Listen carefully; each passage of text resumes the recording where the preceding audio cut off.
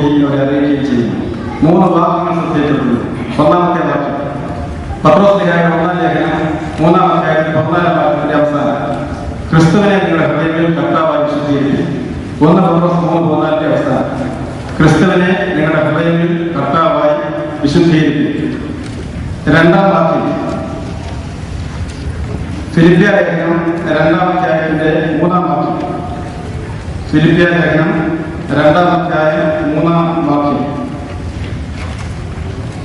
ശാഠ്യത്താലോ ദുരഭിമാനത്താലോ ഒന്നും ചെയ്യാതെ തമ്മിൽ കീഴ്വഴങ്ങിക്കൊള്ളും, താഴ്മ ധരിച്ച്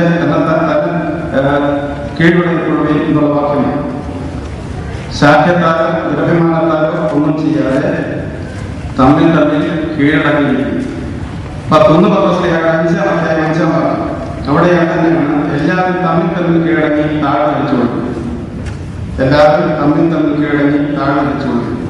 3 വാക്യങ്ങൾ ശ്രദ്ധയിൽപ്പെടും. 1 ക്രിസ്തുവിനെ ഹൃദയങ്ങളിൽ കർത്താവായി വിശുദ്ധീകരിക്കുക.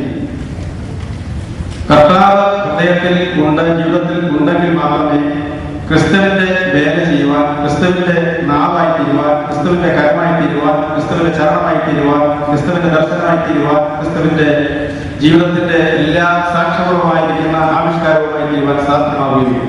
അത് സാധിക്കണമെങ്കിൽ ആവശ്യമായത്, അനിവാര്യമായത് ഒരേ ഒരു കാര്യം, താഴ്മ. വിനയത്തിന്റെ വിജയപതാകം പഠിപ്പിക്കാൻ സാധിക്കാത്തപ്പോൾ നമ്മുടെ ഒരു പ്രവർത്തനങ്ങളും ശുഭോദരമാവുകയില്ല, വിജയകരമാവുകയില്ല എന്ന് പ്രത്യേകമായി ഓർക്കണം.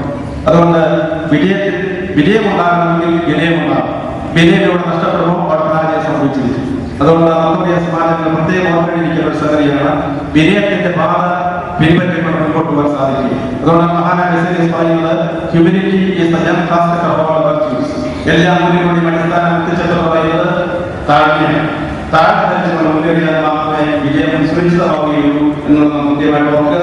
ഈ 8 വാക്കുകൾ ശ്രദ്ധിക്കുകയാണ്. ക്രിസ്തുവിനെ ഹൃദയത്തിൽ കർത്താവായി വിശുദ്ധീകരിച്ചുകൊണ്ട് താഴ്മയുടെ രാജ്യഭാഗം സ്വീകരിച്ച് വിജയപതാക ഉയർത്തുവാനും മലങ്കര യോഗപ്രവർത്തകരുടെ ചലനാത്മക ശക്തിയായി മലപ്പുറം സമാജമായി തീരുവാനും ഈ സോണലിലുള്ള എല്ലാവരുടെയും ജീവിതത്തിലൂടെ ദൈവം നമ്മളെ ഇടയാക്കട്ടെ പ്രാർത്ഥിച്ചുകൊണ്ട് ഈ സമ്മേളനം ഉദ്ഘാടനം ചെയ്തതായി